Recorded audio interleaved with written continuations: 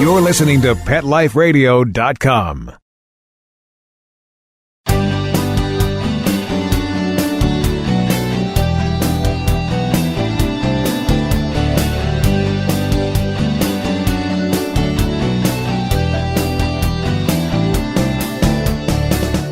Welcome to Max A. Pooch's Awesome Animal Advocates on Pet Life Radio. I'm your host, Keith Sanderson, animal advocate, writer, and human companion to Max A. Pooch, canine crusader for animals and the environment. Max and I thank you for joining us, and we dedicate this episode, as we dedicate every episode, to those amazing people who work to save the lives and/or improve conditions of companion, domestic, or wild animals. Our guest today is Robert Misseri. Robert is always ready to help the next animal in need. He is the president and founder of the nonprofit group called Guardians of Rescue, an organization based in New York. We will meet Robert and learn more about the fascinating work he and his organization are doing. But first, a word from our sponsors. We'll be right back, right after these messages. Stay tuned.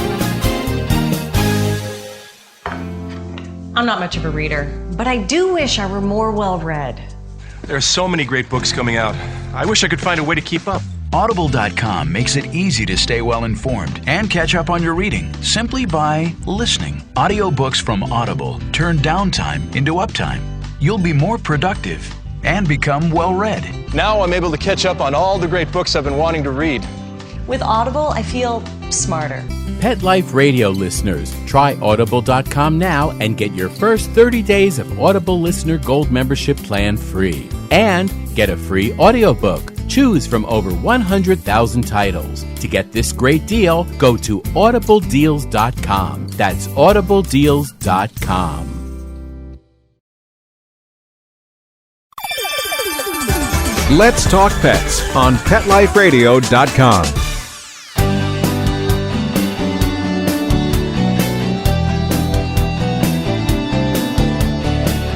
Welcome back to Max A. Pooch's Awesome Animal Advocates.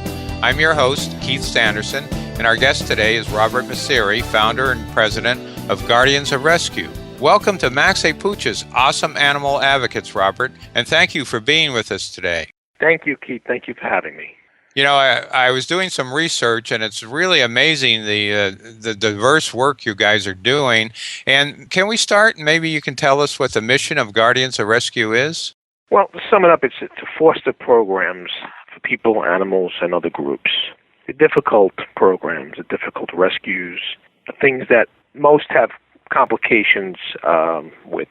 And then we have all our programs.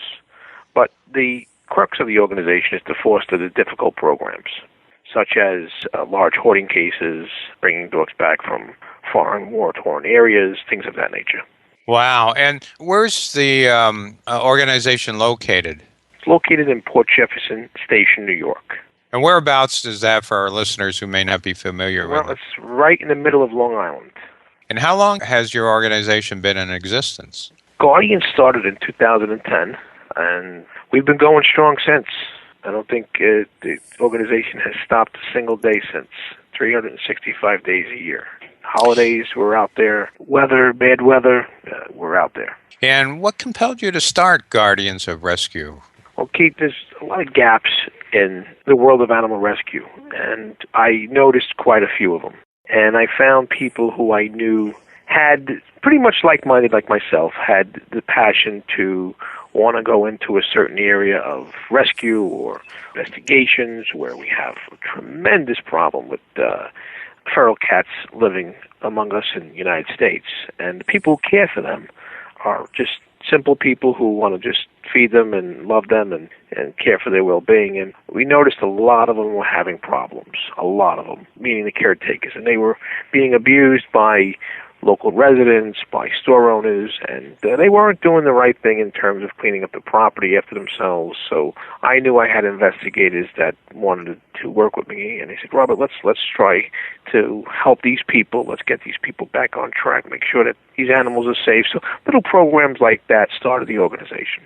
Okay, now when I was reading your bio and some background material, I noticed the wording seasoned people as far as referring to people who are in your organization. What does that word seasoned mean? Well, we have people who generally may not necessarily be seasoned in rescue, although we do have quite a few.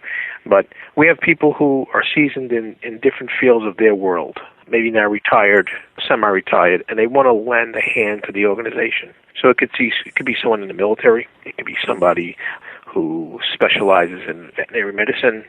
So those people have, from all walks of life, have lent a great deal of support to our cause and has given us the ability to move at the pace we have.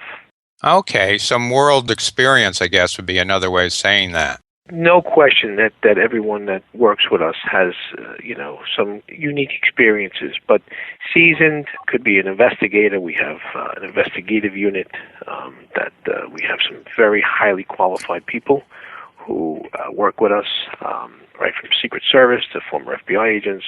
These are all retired people who donate their time to us. Now, recently there was issue with a fighting dog. What was its name or her name? Her name is Ginger, and she was seized by the Buffalo Police Department and subsequently taken to the Buffalo City shelter. A short time after that, she was stolen out of the shelter. She came in with multiple lacerations on her face, fighting wounds. The person who had her in her possession had 3 other dogs, so it was a total of 4. So they were seized from his house. He was arrested for 4 counts of animal cruelty. Subsequently, after that, we were contacted by a group called Ginger's Gang, led by attorney Matt Albert. And they were out there, and they were doing their thing, and they were being aggressive, and they were trying to reclaim this dog, trying to get this dog back safe. And he reached out to us, and we lent some assistance, and we were successful in getting her back. So she was saved, really, from dog fighting and in a shelter, and then she was stolen again? Is that, That is correct, Keith. That's what compelled me to say, let's make this thing happen. Let's make sure we get this dog back, because she had a shot at freedom. When she was taken out of that house, I can't imagine what went through her mind, that she didn't have to fight another day in her life. And then to be ripped out of a shelter once again and then put back into that world was horrific, because she did have freedom for a short time. And she's a wonderful, wonderful dog. So to have that freedom, that taste of freedom, and then have somebody come back and steal her was just not sitting well with me. So we made sure that we got her back, and we did. And now the people or person who stole her, did they steal her to fight again, or do you know? Oh, yeah. We believe this for breeding and fighting, no question. No question. So she probably was a well-known dog in dog fighting circles, do you think? She probably, right. In the circuit, she probably had a name. Her name that she was given a name at the shelter, Ginger, so we don't know what her real name was, but she probably had a good name on her. Her litter would be valuable, clearly, and her fighting ability clearly was probably something that was profitable, and that's why they stole her. Wow. So that's quite the story. And was it the reward that got her back, or was it the investigation? It was a combination of the reward and just a little pressure that was put on the neighborhood. And I understand, is it right, you even had a FBI or an ex-FBI agent as an investigator for a while on this? Yeah, we had a former FBI agent on the case, depending on which way we weren't sure which way it was going to go. We weren't sure if the dog was alive. We weren't sure if the dog was out of state, and that was our concern. And if that was the case, we would have had to spend more time on the investigative side. Wow, that's quite the story. Just imagine that. The dog is saved and taken away from its owner, who had, He had 3 other dogs, too, didn't he? He had 3 other dogs that were seized as well, still at the city shelter. Oh, are they up for adoption, or are they being rehabilitated? No, they're not up for adoption yet. There's still an ongoing case, so they're not. I'm sure at some point they will be, but at this point I don't believe they are. Wow, that's an amazing story. And then, to show the diversity of the interests of your organization, you're also involved in fighting against the internet sale of pets. Can you tell us why the sale of dogs and other animals on the internet is a practice that you're against? There's a few different reasons why people should be concerned about buying any type of animal over the internet.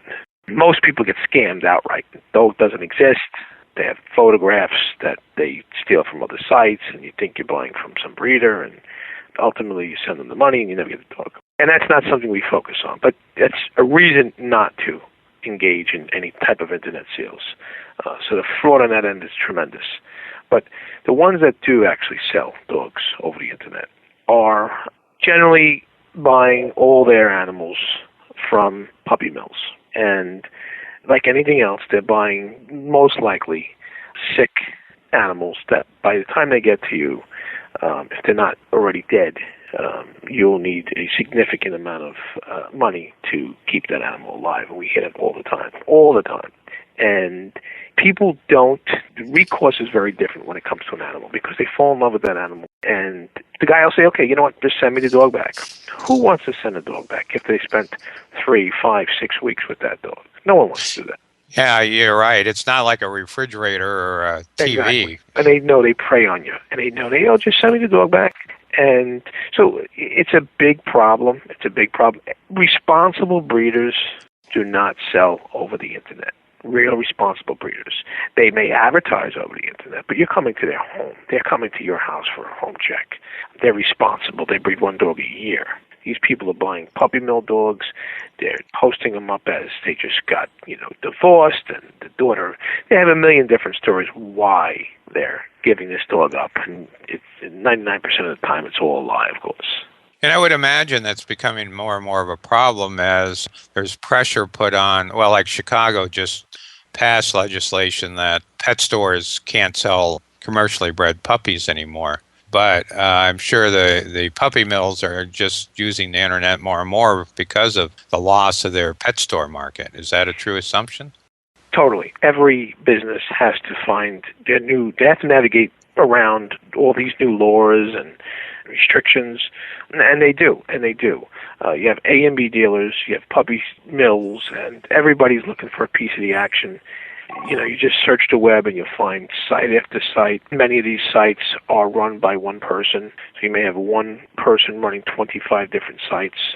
They literally have, they're just taking orders. So if you place an order and they have salespeople who call you back and they'll start sending you pictures of the dog, and, the dog really doesn't exist at that point. And this is going back to the guy who's selling the puppy mill dog. They will take a picture of a Yorkie. Although that's not the Yorkie you're going to get, once you give them a deposit, they will order a Yorkie from a puppy mill. And 3 days later, 4 days later, that dog arrives at their facility or direct from another location. That dog may stay in transit for who knows for how long. It could be 3 weeks. It could be sick. It could need medication immediately. A lot of times people want young animals. They don't realize they break these animals away from their moms at 5 weeks. So that when you get that animal, it's 8 weeks. So if you order an animal, you want a puppy at 8 weeks, chances are that mom has to be broken away at 5 weeks. Wow, and that's a lot of trauma. And if they're either shipped by truck or plane, that's just an incredible amount of stress on that animal. It's no wonder they become ill.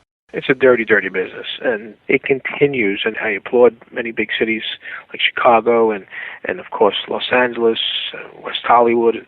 A lot of cities we're fighting a bill right now here in New York, although the bill is not strong enough, we don't feel, but it's a similar bill, but it doesn't restrict them from purchasing from mills. It restricts them from purchasing from mills with certain relations. So it's not a win-win, but it's a starting point.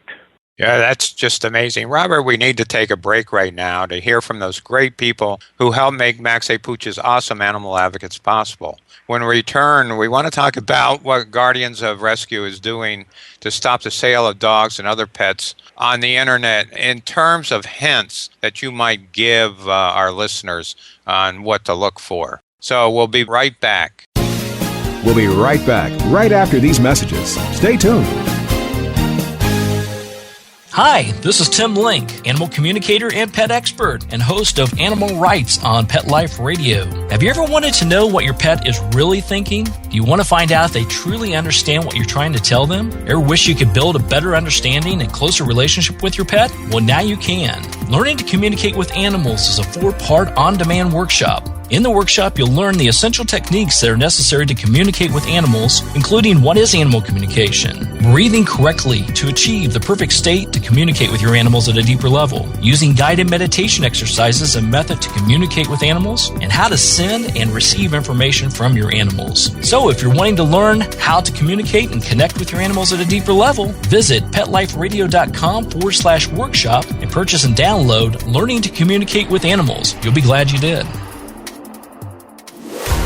Victoria Schaefer, aspiring actress, babysitter extraordinaire, college student, and animal enthusiast, is on her own for the first time in New York City. Follow Victoria and her 2 dogs, Rue and Echo, as she cares for her furry friends and juggles home life and career, all the while managing to survive in the world's most hectic city. The exciting animal adventures and secret stories from both ends of the leash that make up the Tales of the City.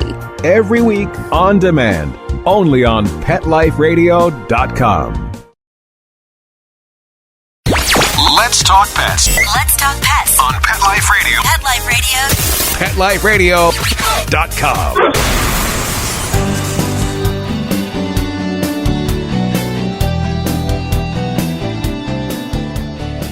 Welcome back to Max A. Pooch's Awesome Animal Advocates. I'm Keith Sanderson, founder and host, and our guest today is Robert Misseri, founder of Guardians of Rescue. Robert, when we look at the sale of dogs on the internet, I noticed in my research on your organization, you had 5 tips to think about before people decide where to buy a dog. Can you share those with us?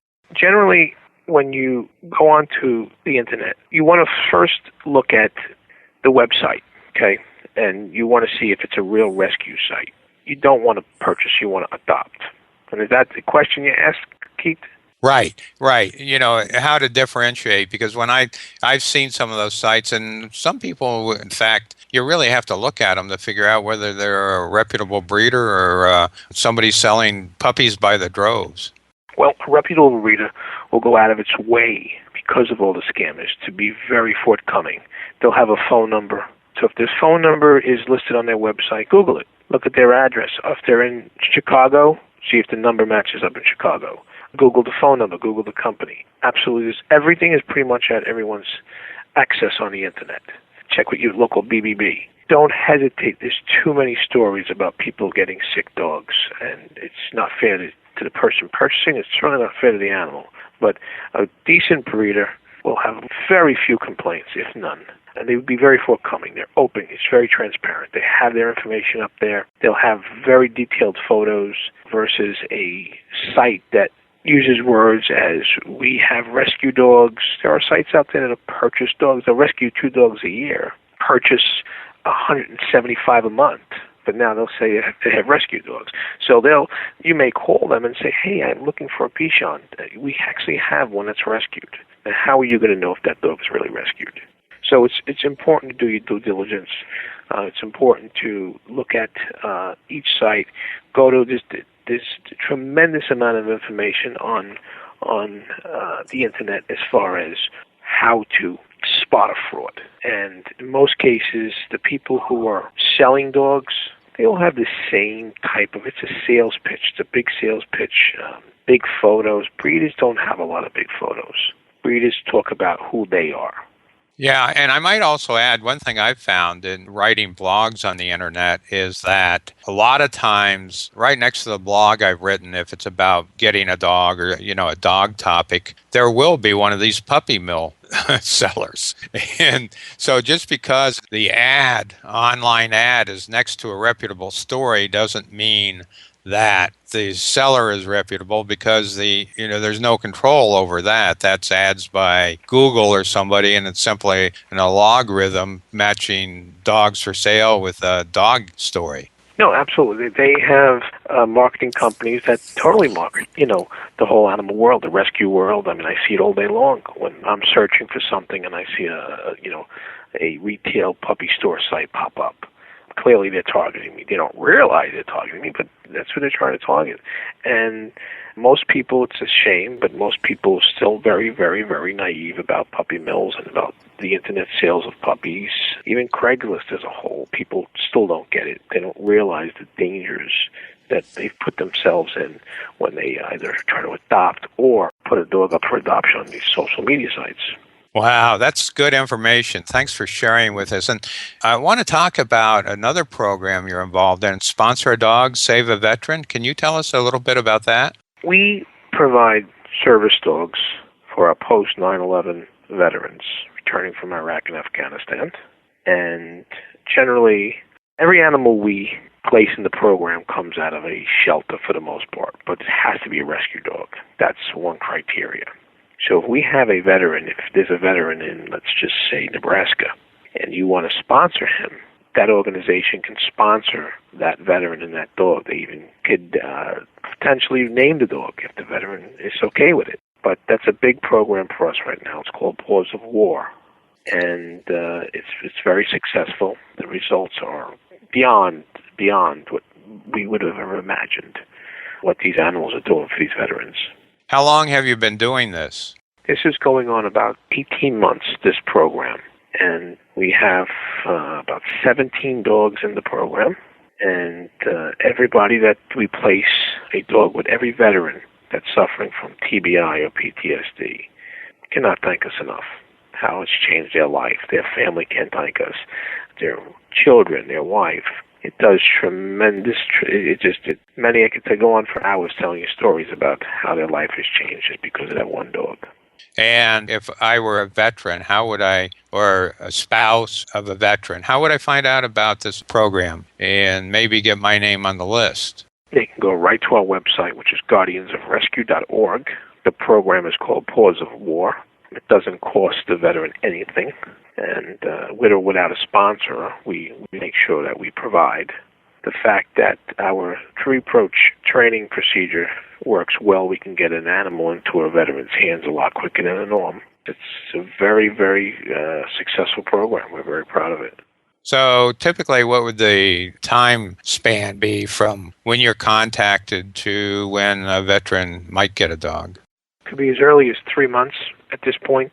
We have several dogs in our program. Part of our program is where we trained existing dogs so that the veteran may have a dog ready. And the dog is doing wonderful, wonderful things for him or her. And we'll certify that dog. We'll put that dog through a series of training. But if it's a dog, if it's new, it's a new application, you don't have a dog, it could be as early as 3 months at this point. That's just really great because I think that's one of the benefits that in probably the last decade, we've become more and more conscious of just the therapeutic value of dogs and all the great things they can do for humans. And speaking of that, and there's something humans can do for dogs, and there's two dogs, Logar and Falcar. Can you tell us a little bit about them and what's going on in their lives? Well, they are technically on the ground. They arrived yesterday to the United States, so they are now U.S. citizens. They lived in Afghanistan. They were born in Afghanistan. They were rescued by an elite Navy team. They shared everything from food to love to companionship with this team. And this team reached out to us and said, we do not want to leave these animals behind. No way. No way. And we have a partner in Afghanistan called NowZad, which is an amazing organization that has a shelter there. Can you say that name again? Yeah, it's NOWZAD, NowZad. NowZad Dogs. Okay, and that's in Afghanistan, and they help get dogs into the United States? Is that what they do? Yep. And together, Guardians of Rescue and NowZad work to build we have to first get the dogs to a safe location. The service members generally cannot leave their post. So dogs may have to travel 500 miles. We don't know, depending on where they are in the world of Afghanistan. Once they're safe, they go into a quarantine and they're safe at the shelter. Then all the processes of getting them flown to the United States begins. And then it costs money. We usually put a chip in up for whatever the cost is. And that's been another successful program. Now, some critics might say, hey, aren't there enough dogs? Can't they find a dog in the United States? How come you have to import them from Afghanistan? Can you talk to that point a little bit? Sure, Keith, that's a great point. And I'm a big advocate on not importing dogs from anywhere if it's totally unnecessary, because we have a big problem here. But these dogs become they become therapy for these soldiers who come back with such horrible, horrible wounds, both physical and emotional. And these dogs stood by them. And we would be doing a tremendous disjustice to our service members if we left those dogs behind. And I do speak to service members who had to leave those dogs behind, and they'll never be the same in the rest of their life. It weighs very heavy on them. That's the only thing that gives them that normalcy of life, that they can look forward to coming back. And when they come back and those dogs are waiting for them, it keeps them going. It keeps them going. It's a horrible place to be, both for our warriors and, of course, those animals. There's not a lot of them that come back, but the ones that we get requests for, we make sure they do. That's an amazing story. Yeah, I know it's very difficult. I've written a couple stories and did some research on war dogs, and a lot of those experiences were very traumatic because at one time they were left in theater. They weren't brought back. And you can imagine that the bond that handlers had with their dogs, and they came back to the States, but the dogs were left behind, and that was really, really tough for them to take. So I can imagine if I'm in a war theater and I've adopted a puppy, and that puppy is perhaps my only link to reality, the emotions that go, I mean, it'd be like expecting anyone anywhere to give up their pet, which is always tough. Yeah, no, it would weigh very heavy on them, knowing that those dogs would wind up falling into the wrong hands, which has happened before, and they're very horrific stories. So these dogs do need to come back when they are paired up with our service members there. Yeah, because as I understand it, the culture there isn't as dog-friendly as here in the United States. So I would assume that dogs left behind probably aren't going to have a good end. No. There's probably one of the worst parts of the world where animal has to survive, which is Afghanistan. Both the climate and the lack of respect for an animal there is really harsh conditions for these animals. Every dog we've brought back is better, just as good as or better than the other. Amazing. Right. It's amazing how resilient they are. Hey, Robert, I ask all my guests this question. With the human misery in the world, how can you justify spending time, money, and resources on animals? It's a good question. If you look at all of the organizations that help people around the world, suffer from all different types of disease and poverty, there is tens of thousands of organizations. But if you look at the organizations that are helping animals, there aren't enough. There may never be enough. And there are way more people, of course, that can help themselves. And that's a big problem. When someone can help themselves and they choose not to, an animal can't. An animal can't when they're a victim or being abused. I feel that there are way more organizations helping the plight of humans than animals, and that's why we feel we're a big need, and there'll never be enough of us. There'll never be enough organizations out there that are really truly helping the advancement and protection of animals. That's a good answer, and thank you for sharing that with us. I want to ask you now, is this a full-time thing for you, or do you have a daytime job too? Well, that's another interesting question. I do have a daytime job, but pretty much this takes up most of my time with Guardians, and we are a all-volunteer organization, so nobody's on salary, but we're driven by passion. That's what gets us to the next level. Again, if I want to donate, volunteer, or learn more about Guardians of Rescue, where can I go? We encourage you to go to both our Facebook page and our website. The website is guardiansofrescue.org, and the Facebook is the same, Guardians of Rescue. I have another question. Quite frankly, among my guests, males are in the minority. Do you have anything to say to the guys out there who might be interested in stepping up and volunteering? Absolutely. I think that real men have no qualms of, if you love animals, I think we've done a pretty good job of bringing men into the animal rescue world, as so many others have as well. But they need to step up and not feel like, this is a woman's thing, or it's a little ashamed or embarrassed. Real men, real tough guys go out and rescue animals. Well, thank you for that answer. And can you believe it? We've run out of time already. The time just really flies when we get to talking about this subject of animal advocacy. And Max A. Pooch gives you and your colleagues at Guardians of Rescue 5 big tail-wagging wolves for the work you're doing. You've been a great guest, and thank you for being with us, Robert. Keith, thank you for having me. We want to thank you, our listeners, for spending your valuable time with us. You're all fantastic, and we hope you tell your friends about awesome animal advocates. And a special thanks to Mark Winter, co-founder and executive producer of Pet Life Radio, and our sponsors for making this episode of Max A. Pooch's Awesome Animal Advocates possible. I'm Keith Sanderson, host and creator of Max A. Pooch's Awesome Animal Advocates, saying thank you to all those animal advocates who work so hard on behalf of those who can't speak for themselves. Max A. Pooch gives them 5 big tail-wagging woofs. Let's Talk Pets, every week on demand, only on PetLifeRadio.com.